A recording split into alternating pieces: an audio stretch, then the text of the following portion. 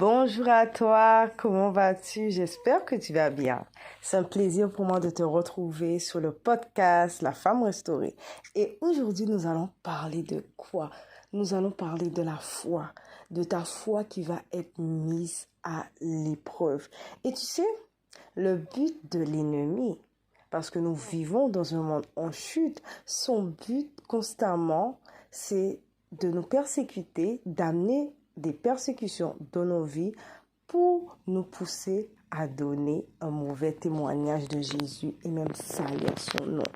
Tu sais, il va éprouver notre foi par toutes sortes de situations, de problèmes financiers, de problèmes de santé, de maladies, de personnes qui nous persécutent afin que par nos comportements, nos attitudes, nous pousser à avoir une mauvaise attitude pour pouvoir disqualifier le nom de Jésus et ainsi de voir si ce que nous disons, il va essayer de voir est-ce que ce que nous disons, nous le vivons vraiment. Il va amener des personnes pour nous insulter, pour avoir des comportements déplacés, pour nous pousser à... Vous voyez, il y a un passage dans la Bible qui dit... il y a ce passage qui dit, en fait, quand on vomit en fait certaines choses et ravaler son vomi. Mais c'est ça que l'ennemi, il essaie de faire. Il veut essayer de nous faire ravaler tout ce qu'on a vomi. Si on a vomi la haine, si on a vomi la colère, si on a vomi l'amertume, toutes sortes de choses, il voit qu'on est en train de monter, qu'on est en train de devenir une meilleure personne qui reflète le cœur de Dieu, qui reflète l'image de Dieu. Mais il n'est pas content.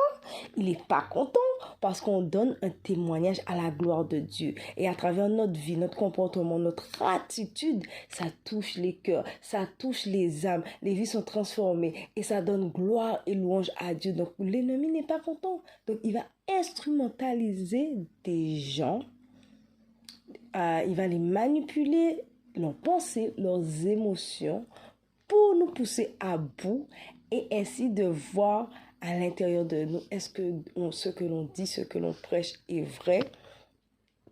Et est-ce que on va réagir de la même manière que lui, contre-attaquer? Ou est-ce qu'on va agir selon la parole? Garder son calme, manifester de l'amour, avoir un esprit tranquille dans chaque situation. Et voilà, c'est ça son but en fait. Parce que il va voir en fait, est-ce que oui, on marche, parce que l'ennemi connaît aussi la Bible, il connaît aussi la parole. Comme nous pouvons le voir, nous allons le lire ensemble, quand Jésus il a été tenté dans le désert. Donc nous pouvons voir dans Matthieu 4, à partir du verset 1, jusqu'à partir du verset 11, où il dit, « Alors Jésus fut emmené par l'Esprit dans le désert pour être tenté par le diable. Après avoir jeûné 40 jours et 40 nuits, il eut faim. Le tentateur s'étant approché, lui dit, « Si tu es fils de Dieu, ordonne que ces pierres deviennent des pains. » Jésus répondit, « Il est écrit, l'homme ne vivra pas de pain seulement, mais de toute parole qui sort de la bouche de Dieu. » Le diable le transporta dans la ville sainte, le plaça sur le haut du temple et lui dit, « Si tu es fils de Dieu, jette-toi en bas. » Vous voyez, il lui dit, « Si tu es fils de Dieu, jette-toi en bas, car il est écrit, il donnera des ordres à ses anges à ton sujet, et ils te porteront sur les mains de peur que ton pied ne heurte contre une pierre. » Donc, vous voyez, l'ennemi, il connaît la parole. Il dit bien au verset 6, « Si tu es fils de Dieu, jette-toi en bas, car il est écrit, il donnera des ordres à ses anges à ton sujet. » Donc, lui-même, l'ennemi, il connaît la parole. Ensuite, nous voyons que Jésus dit au verset 7, Jésus lui dit, « Il est aussi écrit, tu ne tenteras point le Seigneur ton Dieu. » Le diable le transporta encore sur une montagne très élevée, lui montre tous les royaumes du monde et leur gloire. et lui dit, « Je te donnerai toutes ces choses si tu te prosternes et m'adores. » Jésus lui dit, « Retire-toi, Satan, car il est écrit, tu adoreras le Seigneur, ton Dieu, et tu le serviras lui seul. » Alors le diable le laissa, et voici des anges vinrent auprès de Jésus et le servirent. Vous voyez?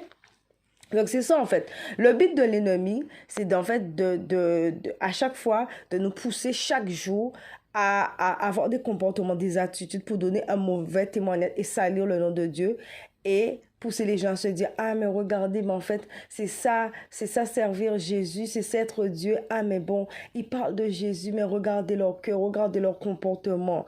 Alors que nous, en tant qu'enfants de Dieu, qui manifestons l'amour de Dieu, qui manifestons l'image de Dieu et qui sommes fondés sur la parole, c'est pour ça qu'il est important chaque jour d'être fondé sur la parole, de lire la parole pour que nos cœurs, notre âme soient imprégnés à l'image de Christ avec son caractère, avec son caractère de qui il est, pour que quand les œuvres de l'ennemi viendront, nous allons pouvoir répondre comme Jésus l'a fait parce qu'il était ancré dans la parole. La parole était enracinée en lui. C'est pour ça qu'il est important d'être enraciné dans la parole, d'être bâti dans la parole. Quand l'ennemi viendra, il ne pourra pas.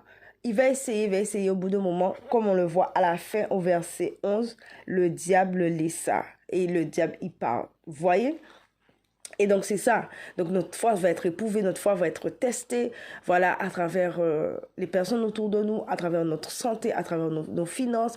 Est-ce que, en fait, nous allons continuer à proclamer, voilà, la gloire de Dieu, ce qu'il a dit dans sa parole, je suis guéri, je suis prospère, je vais réussir, voilà, garder son cœur, manifester de l'amour ou répondre, rentrer dans son jeu, répondre aux attaques et puis après, il va se dire, ah, il aura gagné parce qu'on a réagi comme lui, on a répondu à l'attaque de ces personnes et on a donné un mauvais témoignage du Seigneur et il a gagné. Non, mais on se dit non, je ne donnerai pas un mauvais témoignage de Dieu.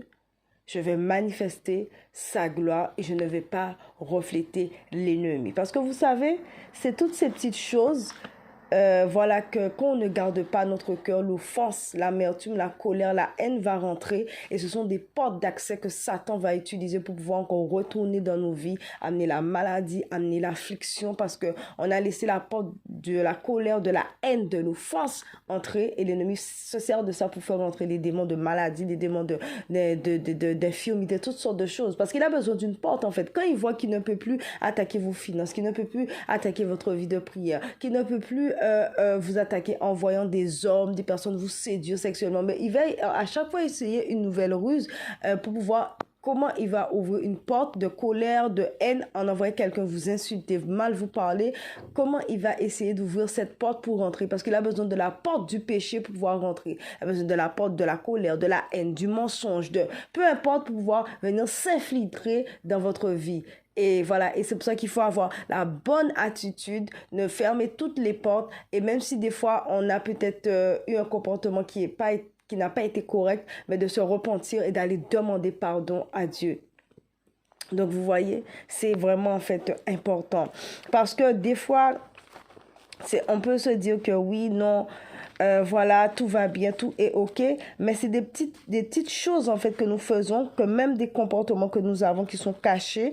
C'est pour ça qu'il est important chaque jour en fait de pouvoir ramener son cœur devant Dieu et de demander à Dieu de sonder notre cœur, de l'examiner afin de voir s'il y a des choses qui ne sont pas de lui, afin qu'il puisse nous nettoyer. Parce que c'est ces petites choses aussi qui peuvent nous faire rater, vous imaginez, rater en fait le ciel parce que comme le dit dans la parole, beaucoup diront, n'avons-nous pas prophétisé en ton nom, n'avons-nous pas guéri les malades, etc. Et le Seigneur dira, je ne vous ai pas connu. Parce que, il voyait qu'au fond, on avait gardé un péché caché, un petit mensonge, une petite haine. Voilà, on avait gardé l'amertume, on avait une mauvaise façon de penser, on méprisait les autres, on dénigrait les autres. Au fond de notre cœur, il y a des choses cachées qui sont noires. Et on se dit, non, je sers Dieu, je vais à l'église, je prie, je loue, j'intercède. Alors qu'au fond de nous, il y a des péchés cachés, il y a de la haine, de la colère, de l'amertume, des mauvaises choses qui ne sont pas à la gloire de Dieu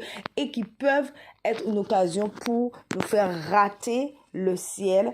Et voilà, parce que le plus important, ce n'est pas emmagasiner des choses sur terre, mais le plus important en fait, c'est d'être trouvé pur, irréprochable aux yeux de Dieu et de ne pas perdre son salut. C'est ce qui est le plus important, parce que comme je le disais dans le passage qui dit, quand il parle de n'avons-nous pas prophétisé, nous allons lire ensemble.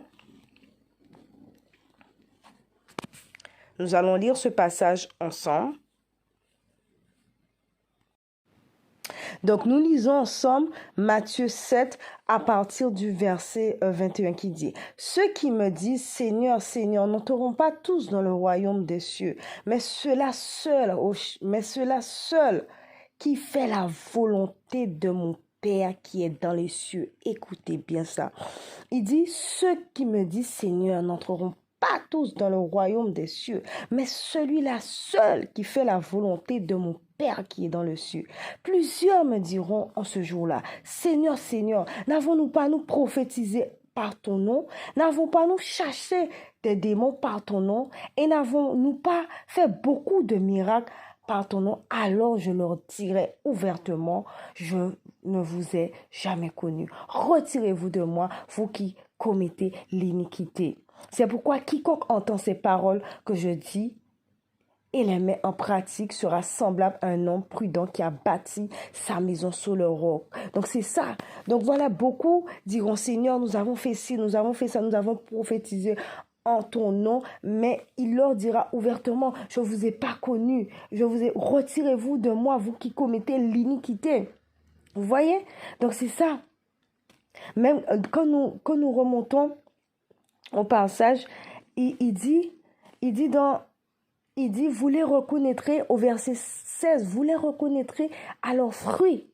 Le Seigneur, nous reconnaîtrons à leurs fruits. Quels sont les fruits que nous portons au quotidien? Est-ce que nous manifestons la gloire de Dieu, le caractère de Dieu, sa façon de faire, sa façon de penser, les fruits de l'esprit, la paix, l'amour, la joie, la bonté? Ou est-ce que nous manifestons les œuvres du diable? Ou est-ce que nous avons des choses cachées en nous qui donnent accès à l'ennemi, des choses que nous ne voulons pas lâcher, où Dieu nous dit pardonne, où Dieu nous dit enlève la colère, enlève l'amertume, enlève la haine, le mensonge, éloigne-toi des mauvaises choses qui t'amènent en perdition.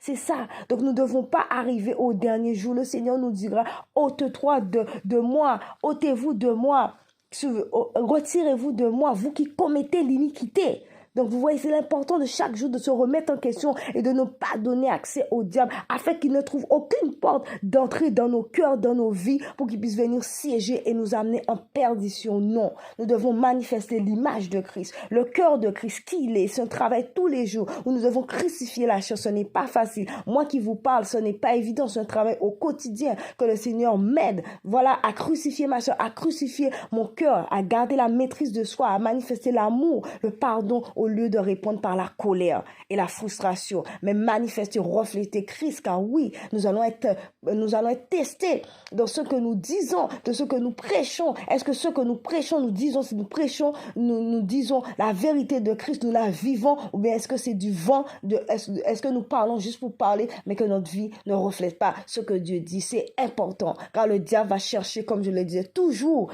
à salir le nom de Dieu en nous donnant des mauvais témoignages. Donc nous devons vraiment faire attention afin que nous ne soyons pas disqualifiés par Dieu, et au moment où nous allons partir, qu'il ne nous dise pas retirez-vous de moi qui commettez l'iniquité. Vous voyez? Donc c'est ça, il est vraiment important de garder son cœur, car notre foi sera testée dans l'épreuve, sera testée de toutes sortes de choses, Donc voilà, le Seigneur nous a dit, il nous a pas dit que ça sera facile, mais il sera avec nous. Donc ta foi sera mise à l'épreuve et tiens bon, persévère, accroche-toi à Dieu. Le Seigneur aura le dernier mot et l'amour triomphera toujours du mal.